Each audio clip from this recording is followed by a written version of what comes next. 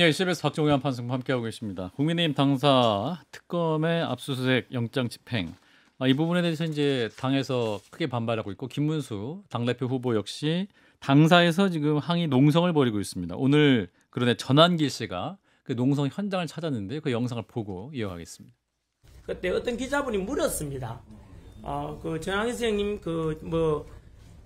장동혁을 지지하냐라고 하는데 제가 그때 뭐라 했냐면은 저는 언론이기 때문에 누굴 지지 반대 이런 걸 할 수가 없습니다. 특별히 대통령 선거도 아니고 전당대회 아닙니까?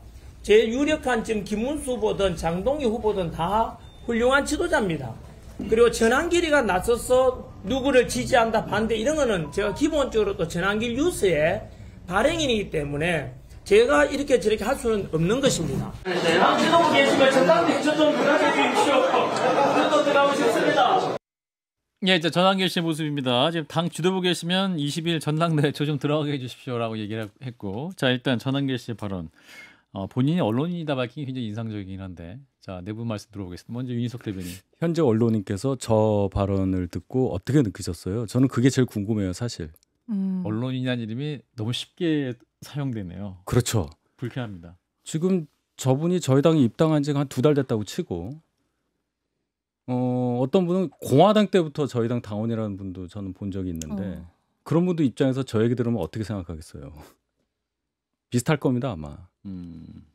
2달밖에 안 된 사람이 당의 뭔가 뭐 주인인 것처럼 마치 당대표를 좌지우지할 수 있는 것처럼 자기 혼자 흥분해가지고 자기가 누군지도 객관화가 안 된 상태에서 저런 얘기하고 윤리 징계받은 바람에 마당에 아무리 솜방망이 징계지만 경고받았잖아요. 근데 지금 하는 얘기를 들어보세요. 자기 전당대장 들어가게 해달라. 그러니까 이 기본이 안 됐다고 저는 봅니다. 그러니까 저분에 대해서 계속 얘기하는 것조차 저는 정말 부끄러워요. 정말 부끄럽고 저하고 같은 시대에 대학을 다녔다는 것조차 부끄럽습니다. 제가 더 얘기하기가 싫어요. 예. 아니 전환길 씨는 한마디로 언론인을 참칭하고 있는 거 아닙니까? 정말로 본인이 언론인을 자처할 거면 국회 출입기자 등록부터 하세요. 받아줄지 모르겠지만. 그리고 언론인이 당적을 왜 가져요? 당장 탈당해야죠. 그리고 배신자는 왜 연호합니까? 그게 취재활동입니까? 그리고 오늘도 보니까 아까 그 김문수 후보가 연좌하고 있는데 옆에 잠깐 앉아있던데 예. 언론인이 중립성을 저버리고 거기 가서 그렇게 정치행위를 해도 되는 거예요? 모든 면에서 본인의 말이 앞뒤가 맞지 않습니다. 사실 예. 우리 사회가 이런 사람에게 계속 마이크를 들이대는 것도 좀 문제가 있지 않나 하는 생각이 듭니다. 저는 전환길 씨가 뭐 국민의힘뿐 아니라 정당인 전체를 좀 놀리는 것 같아요. 희화하고 그래도 저희가 국민들에게 지탄을 많이 받지만 나름 그래도 소명을 가지고 이 정치 활동하는 거거든요. 예. 근데 너무 저희를 좀 비하하고 놀리는 게 아닌가? 그 저렇게 약간 장난치는 것 같잖아요. 그런 행동이 저렇게 언론 지상에 나온다는 것 자체가 저도 개인적으로 굉장히 불쾌합니다. 장군님. 제가 대학생 때 특정 정당의 당원이었었어요. 근데 CBS 입사 시험에 붙어서 당원 탈퇴부터 했거든요. 회사 잘린다 그래가지고. 그런데 기자 언론인은 그래서 당적을 보유하면 당연히 안 된다는 건데 이제 언론의 자유 때문에 당연히 이제 보호 받아야 되죠. 그러니까 다 신고제로 돼 있어요. 그러니까 신고만 하면 다 언론인이 되는 거예요. 완장 하나 찬 거죠. 근데 더 왜 이렇게 큰 소리 내냐? 지금 이러잖아요. 기자들 앞에서 야 국민의힘 당 지도부 좀 계시면 전당대회 좀 저 좀 들어가게 해주십시오. 저도 들어가고 싶습니다. 경고 조치밖에 못 내리니까 이런 식으로 장난을 치는 거예요. 아니 아까 말하는 거 보면 굉장히 웃으면서 이렇게 막 건들건들하면서 네. 여기 당 지도부 계시면 저 좀 들어가 해주십시오 이렇게 하잖아요. 얼마나 우습게 보이겠습니까? 진짜로 징계받는 사람이 할 수 있는 상황이에요? 이건 정말 윤리위원회의 결정. 제가 지난주 이 방송에서 그 말씀을 드렸을 겁니다. 예.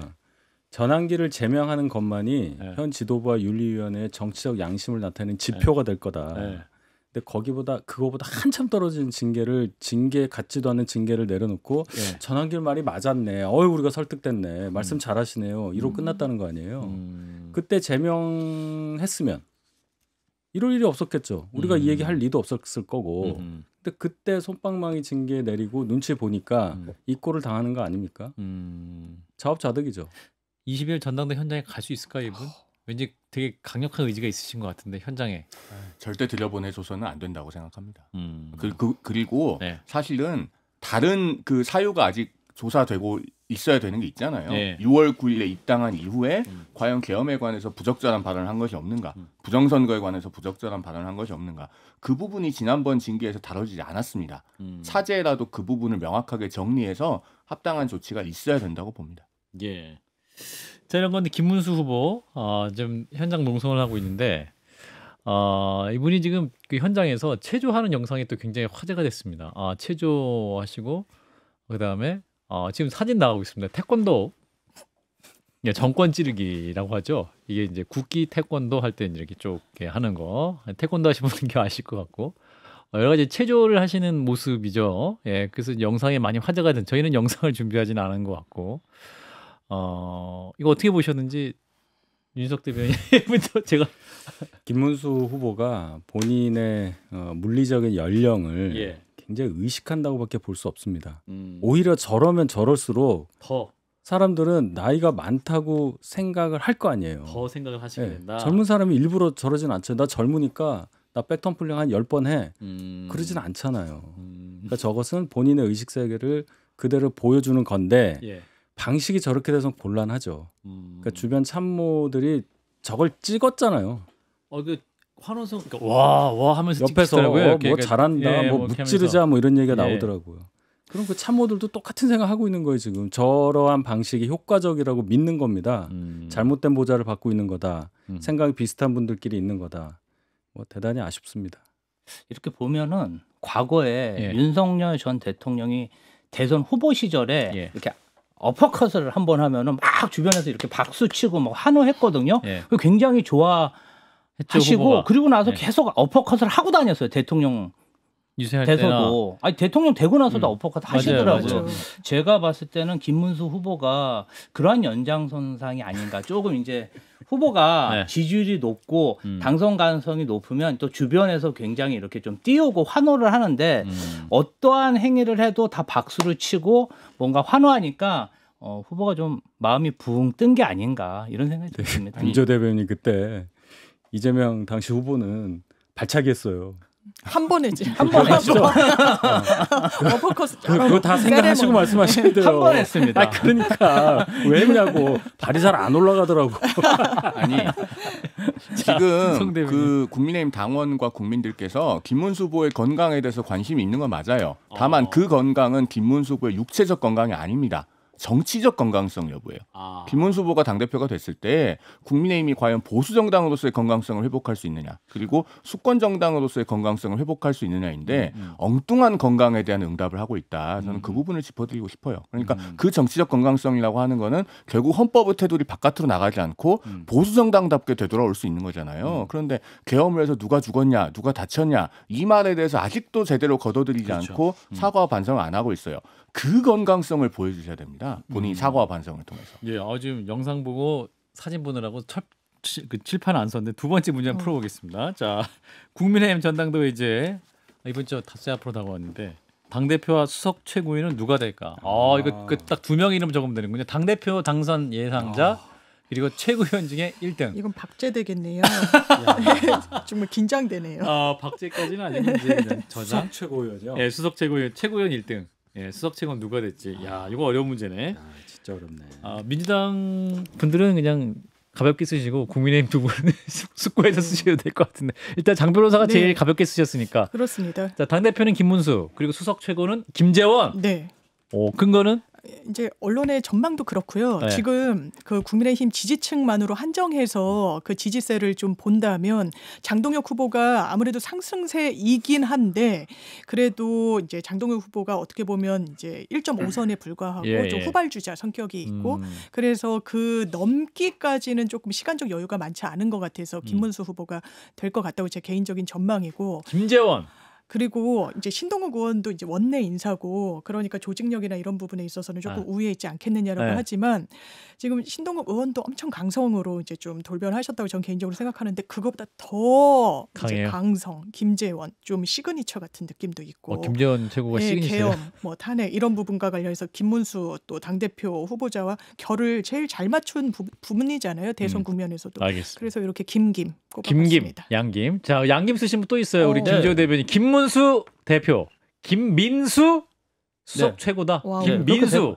그렇게 될 것 같습니다. 지금 김문수 후보 같은 경우는 사실은 뭐 지난 대선 후보였기도 했고 노동 장관이었기도 했기 때문에 뭐 거의 대부분 이렇게 예측하시는 것 같고 김민수 후보 같은 최고위원 경우는 최근 뭐 여론조사도 괜찮은 성적을 내고 있고 이분이 그 유명한 그 계엄군이 성간이 갔을 때 과천 상륙 작전 했다 맞아요. 이렇게 발언해가지고 대변인에서 낙마하신 분이잖아요. 네. 최근에 낙마하셨는데 어쨌든 강성 지지층에게는 굉장히 인기를 끌고 있는 것 같습니다.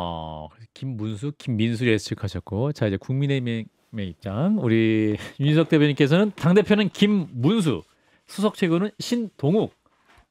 근거는 장동혁 의원하고 김문수 후보가 결선 나가실 걸로 보여요. 저희가 결선은? 단일화가 안 된다면. 아하. 그러면 최근에 이제 막 장동혁 의원 관련한 여러 가지 뭐 짤도 돌고 막 하는데 그게 독이 될 거예요 아마. 그것 때문에 지지세의 강도는 세졌을지언정 지지세가 넓어지기는 어렵다. 훨씬 더 역효과가 날 거다 해서 결국 김문수 후보가 당대표 될 거라고 보고요. 신동욱 후보가 최고위원 수석으로 될 거라는 생각은 제 생각이 아니고 제가 김재원 의원을 일전에 뵀거든요. 잠시 면이 있어서. 근데 제가 기간에 최근에 그렇죠. 그래서 제가 이번에도 수석하세요. 막 했더니 아니라고. 신동욱 후보가 될 가능성이 높다. 수석은 그렇게 얘기를 하시는 걸로 일단 현역이고 갖출 걸 많이 갖췄다라는 말씀을 하셨어요. 거기에 따르겠습니다. 김재원 후보가 오히려 예상한 게 신동욱이기 때문에 신동욱을 수석으로 꼽았다. 우리 송 변호사. 당 대표는 그래도 아직 그 가변성의 여지는 있는 것이 중립이에요. 구도가 완전히 정리는 안 됐잖아요. 지금 조경태 후보가 계속 단일화를 촉구하고 있고 오늘 밤 자정까지 기한을 두고 안철수 의원이 원하는 모든 조건을 다 맞춰주겠다라고까지 한 상태이기 때문에 오늘 밤 자정까지는 한번 상황을 좀 보겠습니다. 그다음에 수석 최고위원은 저도 신동욱 의원의 가능성을 높게 보는 이유가 이런 최고위원 선거는 역시나 인지도가 중요합니다. 그 인지도의 차이는 현실적으로 선거를 해보면 정말 무시를 못해요. 그래서 객관적으로는 이 가능성을 높게 보는 거고 이제 그 개혁 쇄신파를 응원하는 분들의 일각에서는 김근식 위원장이 수석 최고위원이 될 수 있는 것 아니냐 이런 낙관적인 기대도 나오는데 선거 상황을 굉장히 냉정하게 보셔야 됩니다. 김근식 위원장이 그 대구 경북 합동연설회에서 일로 인해서 많은 주목을 받은 건 맞아요. 그러나 현실적인 목표는 3등 안에 진입하는 것이 되어야 하고 그렇기 때문에 투표를 열심히 안 하면은 김근식 위원장도 위험할 수 있다. 저는 현재 그렇게 보고 있습니다. 자, 찬탄파의 단일화가 막판 변수가 될 수 있을 것이냐. 이제 말씀하신 대로 조경태 후보와 안철수 후보의 단일화 문제인데 일단 단일화가 성공할 수 있을 것이냐. 안철수 후보 입장에서는 뭐랄까요. 이 단일화라는 단어만 나오면 굉장히 안철수 후보 입장에서 굉장히 좀 부담스러울 수 있을 것 같아요. 왜냐하면 모든 선거에서 항상 단일화 논의의 대상이 되시니까 저는 만약에 안철수 후보 입장에서 좀 뭔가 부담되실 것 같은데 어떻게 보십니까, 윤석 대변인께서? 단일화 가능성은 저는 없다고 봅니다. 없어요. 일단 안철수 후보의 말씀을 들어보면 단일화 없어도 최소 결선은 갈 수 있다고 본인 스스로 믿는 걸로 보여요. 뭐 그렇게 보는 거 모릅니다. 아무도. 그렇죠. 그 과정에 대해서 결과에 대해서 우리가 예측할 수 없으니까. 그런데 그래도 많은 분들이 단일화 필요성을 얘기하고 있는데 전혀 여지를 안 주시니까 단일화를 목마르게 요청하는 조경태 의원이 굉장히 좀 면이 안 서는 상황이고 여러 생각들이 이렇게 좀 갈라지는 모습이 보여서 그 점이 안타깝고 단일화 한번 해서 본인으로 단일화하는 경험도 한번 할 수 있는 거잖아요. 그렇게 생각할 수도 있을 텐데 진짜로 본인이 최소 2등이라는 믿음을 갖고 계시다는 것을 다시 한번 확인했습니다. 현재까지 본인은 최소 2등이다라는 믿음. 안철수 의원이 사실은 단일화라는 단어 자체에 노이로제가 좀 있는 것 같아요. 그리고 최근 보여주는 이재명 대통령에 대한 심한 메시지, 말이 되게 거칠고 심하고 또 광복절 기념식 날 현수막 퍼포먼스도 했잖아요. 사실 이거 관련해서도 비판 되게 많이 했는데 한영 의원이 과연 해야 되는 거냐? 국가 행사에? 근데 안철수 의원이 여태까지 하지 않은 행태들이 지금 막 보여주고 있거든요. 본인하고 결도 좀 다르고 이런 것을 여러 가지로 이렇게 염두에 보면 이번에는 단일화는 절대 참여하지 않을 것 같습니다. 이게 룰이 8대 2잖아요. 당원 80 그리고 일반 시민 20. 그 파고를 단일화한다고 넘을 수가 없을 겁니다. 장동혁, 김문수 그 선두주자의 어떤 그 골을 허들을 단일화한다 해서 그 효과로 압도할 것인가 지금 그래 보이지 않아요. 국민의힘의 현실이 당원들의 현황이 그렇기 때문에 그 부분은 그냥 완주하는 걸로 하고 큰 파장이 없을 것을 굳이 정치적으로 손실까지 감내하면서 하진 않을 것 같습니다. 예. 자, 그러면 이제 조국 전 대표에게로 넘어가 보겠습니다. 아까 안철수 후보의 그 현수막 얘기도 하셨는데, 지난주 이제 광복절 전야제 그리고 국민 임명식이 있었는데 김지호 대변인 다녀오셨죠? 네, 다녀왔습니다. 현장 분위기 괜찮았어요? 현장 저희는 사실은 그 네. 한 3년 동안 장애 집회 굉장히 많이 했잖아요. 장외 집회. 거기서 만난 풍찬 노숙한 선배님, 노숙. 후배님, 동지들은 거기서 다 만난 것 같습니다. 굉장히 기뻤고 예. 이제 사실은 뭐 의자가 제공이 되고 예. 뭔가 좀 보안이 강화되고 그다음에 공연이 굉장히 유명 가수들이나 이런 분이 나왔을 뿐이지 예. 그동안 장애투쟁했던 거랑 그렇게 느낌은 별반 다르지 않았다. 예, 굉장히 좋았습니다. 자, 그런데 이제 광복절 행사에 두 당대표, 그러니까 정청래 더불어민주당 대표와 송원석 국민의힘 비대위원장 원내대표죠. 이분이 서로 얼굴 안 봐요. 옆에 앉았는데 서로 얼굴을 안 봐요. 사진도 아마 준비가 되어 있는 것 같습니다. 오늘 현충원에서 또 열린 김대중 대통령 16주기 추모식에서도 비슷한 모습이 포착이 되기도 했는데 이거 사실 어떻게 봐야 될까요? 찬바람이 쌩쌩 지금 사진 나가고 있습니다. 이런 모습이 계속 나오면 물론 저희도 마찬가지겠지만 네. 민주당이 훨씬 더 손해예요. 민주당 여당입니다. 지금 민주당 야당이 민주당이 아닙니다. 훨씬 손해다. 그렇죠. 훨씬 손해죠. 아. 여당이 그 당명도 더불어민주당이지만 더불어 간다는 여자잖아요. 같이 가야죠. 근데 사람이 아니다 악수도 하는데 이러면 어떻게 합니까? 그러니까 송원석 저희 당 비대위원장도 나는 사람하고 대화하고 싶다.